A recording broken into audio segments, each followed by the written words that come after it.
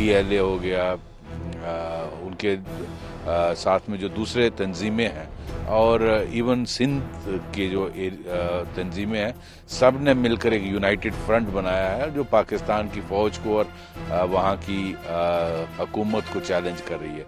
तो वहाँ की हालत जितना कम बोला जाए उतना अच्छा है। वो तो वहाँ के लोग ऊपर वाले की मर्जी पे हैं। भीख मंगा देश बना दिया, बर्बादी के उस कगार पर। आज फिर हमें लग रहा है, हम जो लड़े हुए हैं 1971 का युद्ध, हमें फिर लग रहा है कि साहब the time for the birth of Balochistan has come. ये पाकिस्तान में होना था। पाकिस्तान बर्बादी के रास्ते में है, it at the brink of breaking. आपने अगर स्टेटमेंट देखा होगा मौलाना फजलुर रहमान का सेनेट में, उसने खुद कहा कि अब बलूचिस्तान में 6-7 डिस्ट्रिक्ट ऐसे हैं जहां पाकिस्तान की गवर्नमेंट, हुकूमत का, पाकिस्तान की आर्मी का कोई कंट्रोल नहीं है, और वो आज आज़ादी डिक्लेयर कर दें तो UN उसको रिकॉग्नाइज कर देगा। तो ये उनका अपना एडमिशन है, उसको गवर्नमेंट ने तो काउंटर किया नहीं, फौज ने काउंटर किया नहीं। इसी तरह TTP उनको हिट कर रही है खैबर पख्तूनख्वा में, KPK में। वहाँ भी बहुत सारा इलाका, 40 से 50% इलाका, वहाँ की फौज का कोई कंट्रोल नहीं है। पुलिस तो पहले ही विड्रॉ कर गई थी, और मौलाना फजलुर रहमान ने सेनेट में ये उसके बारे में भी बोला कि पुलिस तो पहले ही विड्रॉ कर गई थी, अब आर्मी वहाँ से विड्रॉ कर गई है। तो वहाँ भी 50 से 60% एरिया जो है वो, वहाँ कोई मौजूदगी नहीं है किसी हुकूमत की। तो किसका कंट्रोल है? वहाँ TTP का कंट्रोल है। तो ऐसे हालात में वहाँ की सरकार जब वहाँ के लोगों को कॉन्फिडेंस में नहीं लेती है और सिर्फ पंजाबी और पंजाबियत पर हुकूमत चलती है, तो ऐसे में कैसे पाकिस्तान इकट्ठा रहेगा?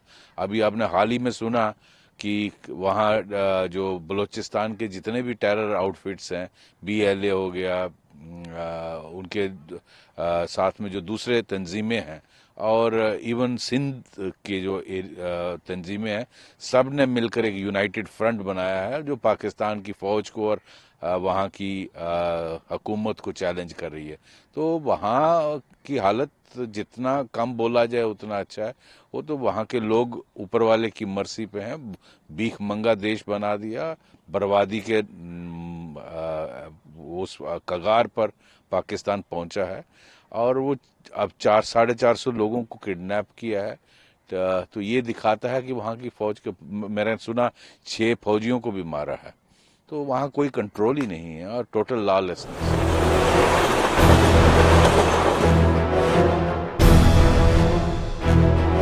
मौलाना डीजल ने पाकिस्तान की पार्लियामेंट के फ्लोर पे कुछ ही दिन पहले कहा था कि 4-5 जिले हैं जो अपनी आजादी डिक्लेयर करने वाले, और साहब वो तो तकरीबन पाकिस्तान के कंट्रोल से तो बाहर है। बलूचिस्तान, जहां तक खैबर पख्तूनख्वा का सवाल है, तहरीके तालिबान पाकिस्तान, ये दोनों मिलके कत्लो गारत कर रहे हैं पाकिस्तान की फौज की।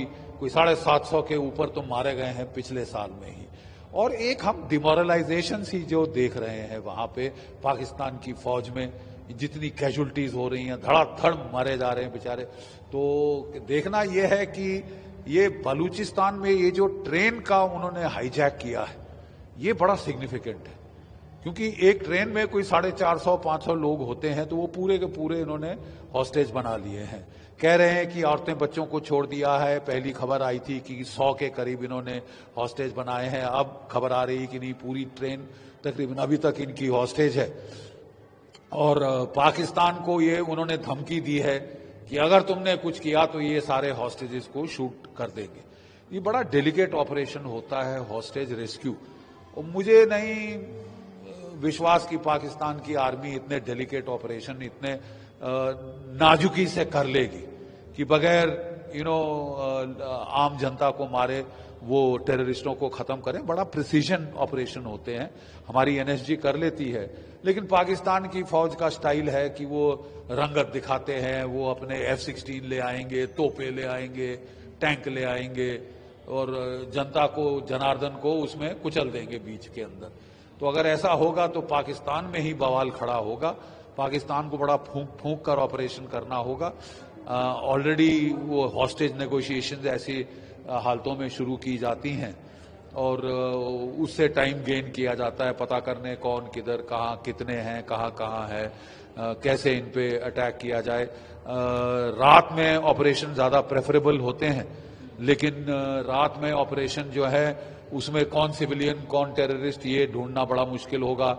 शायद इनको डे लाइट में करना पड़ेगा। इन्होंने ट्रेन में आग तो लगा ही दी है, तो ये काफी हैम हैंडेड ऑपरेशन मुझे लगता है पाकिस्तान की फौज करेगी, जिससे सिविलियन बेवजह मारे जाएंगे और ज्यादा गफलत बढ़ेगी। पाकिस्तान की फौज को आपको याद होगा 1971 के बाद पहले तो जनरल टिक्का खान साहब ने बुचर ऑफ बांग्लादेश का टाइटल अर्न किया था, वहां पे कत्लोगारत करके। फिर वो बलूचिस्तान 1973 में वो फिर बुचर ऑफ बलूचिस्तान के नाम से वो ख्यात हुए थे। अपनी फौज के साथ पागलों की तरह टूट पड़े थे आम जनता आम आवाम पे।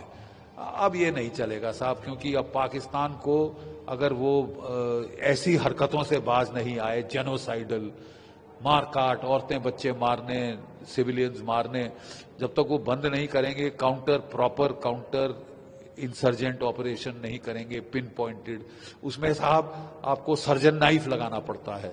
वो क्या कहते हैं, कसाई का झटका नहीं आप मार सकते।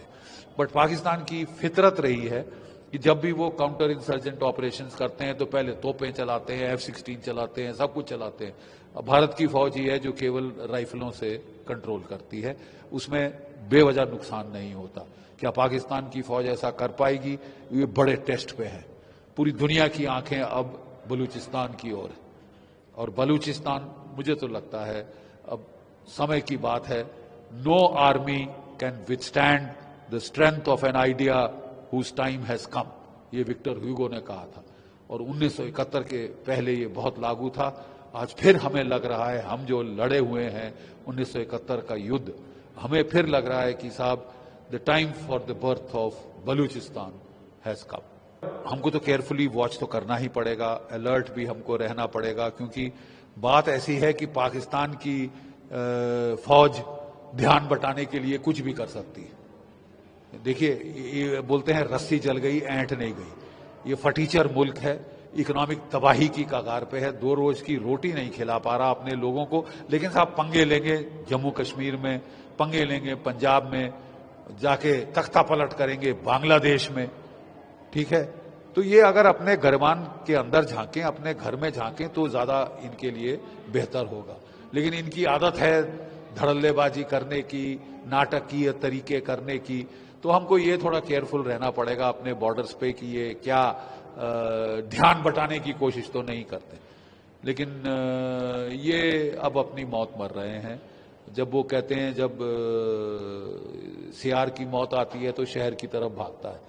तो दोनों जो है बलूच इनके पीछे पड़े हैं, सिंधी इनके पीछे पड़े हैं, खैबर पख्तूनख्वा के तहरीक तालिबान पाकिस्तान इनके पीछे पड़ी है, और अब तो जो तालिबान काबुल में है वो भी इनसे सख्त नाराज है, वो भी लड़ाई की धमकी दे रही है, क्योंकि इन्होंने अपने F-16 तैयारे भेजे और वहां पे बेवजह औरतें बच्चे मार के आए हैं, कोई 54 से ज्यादा।